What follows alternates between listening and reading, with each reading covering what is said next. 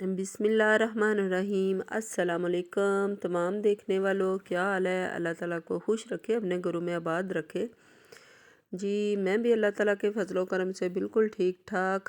आज हम जो रेसिपी बनाएंगे वो सर्दियों में सब लोग पसंद करते हैं और सर्दियों में ये एक तोहफ़ा होती है। ये आज हम मछली फ्राई करेंगे और इस तरह की मछली फ्राई करने से जो स्मेल वगैरह होती है वो भी नहीं आती और इसका टेस्ट जो है वो भी बहुत ज़्यादा अच्छा होता है।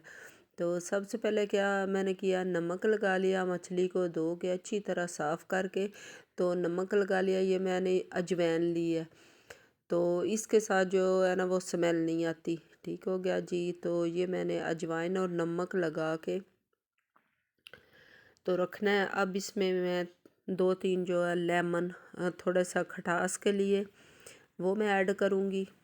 वो करने के बाद तो मैं इसको तकरीबन तकरीबन जो है 1 घंटा तक जो है मैरिनेट करके रखूँगी ताकि नमक, अजवाइन और लेमन जो है ना इसमें रस बच जाए। तो 1 घंटा रखने के बाद फिर हम इसको जी तलेंगे। तो आपके सामने ही हम फ्राई करेंगे। ये अच्छी तरह मैंने इसको मिक्स कर लिया। आप इसके बड़े पीस भी करवा सकते हैं और अगर आपने इतने रखने हो तो आप इतने भी रख सकते हैं, ये तो अपनी मर्ज़ी है आपकी। अच्छा जी, आगे हमने लिया बेसन। 2 चम्मच ले लें, 3 चम्मच ले लें, जितनी आपके पास मछली का वेट हो उस हिसाब से आप जो है ना वो डाल सकते हैं। तो मैंने बेसन में क्या किया, मैंने सुरख मिर्च जो होती है आम जो हम घर में यूज़ करते हैं, हल्दी थोड़ी सी और सुरख मिर्च वो मैंने डाल दिया है। और अब मैं इसमें जो नमक ऐड करूँगी वो थोड़ा सा कम ही करूँगी क्योंकि पहले भी मैंने मछली को नमक लगा के रखा हुआ है। तो ये इस तरह का किया मैंने बना लिया। थोड़ा सा मैंने इसमें पानी ऐड किया तो ये देखिए इस तरह की कंसिस्टेंसी होनी चाहिए। ठीक हो गया। ये देखिए मैंने बिल्कुल थोड़ा सा नमक अब इसमें ऐड किया ताकि ज़्यादा नमक ना हो जाए, क्योंकि पहले भी मैंने मछली को नमक लगा के रखा हुआ था। अब मैंने एक कढ़ाई ले लिया है और इस कढ़ाई में मैंने ऑयल डाल लिया। आप घी भी यूज़ कर सकते हैं लेकिन मुझे ऑयल बेस्ट रहता है तो मैं जो ऑयल ही यूज़ करती हूँ। ये मैंने ऑयल डाल लिया। ऑयल ने आप जो इसके नीचे आंच है ना वो तेज़ ही रखनी है, क्योंकि पहले जो है ये अच्छी तरह गर्म हो जाए लेकिन बाद में आपने जो आंच है वो कम कर देनी है इसकी, यानी नॉर्मल कर देनी है। ठीक है। तो ये आपको इसमें बबल नज़र आ रहे होंगे। जब ये बबल मुकम्मल ख़त्म हो जाए ऑयल में से तो फिर आपने इस तरह बेसन में मछली के पीस लेने हैं डिप करके।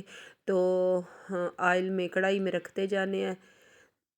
ये देखिए अब आंच आपने जो है ना वो हल्की कर देनी है ताकि जो मछली, आपको पता होगा कि मछली जो है पहले ही वो बहुत ज़्यादा नरम होती है तो इतना ज़्यादा टाइम नहीं इस पे लगता और तेज़ आंच पे जल जाने का खतरा होता है। तो ये धीमी आंच पे अगर हम रखेंगे तो इस तरह से ये देखिए।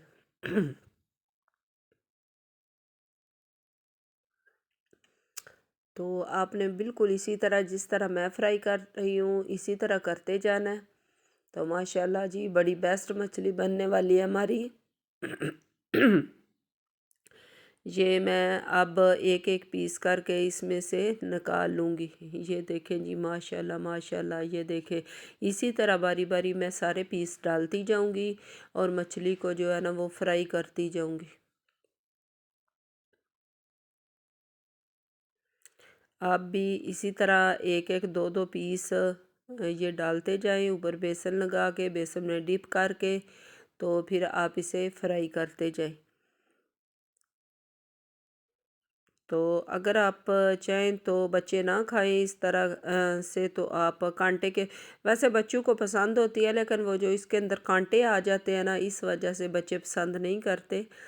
तो कांटे के बगैर भी मिल जाती है, इसमें एक बड़ा सा कांटा होता है वो भी आप निकाल सकते हैं। तो बच्चों को जो है कबाब बना के भी इस तरह दे सकते हैं।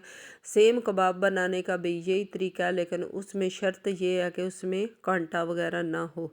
तो ये देखें जी, माशाल्लाह माशाल्लाह मछली फ्राई हमने कर ली है। तो आप भी इसे इसी तरीके से बनाएं।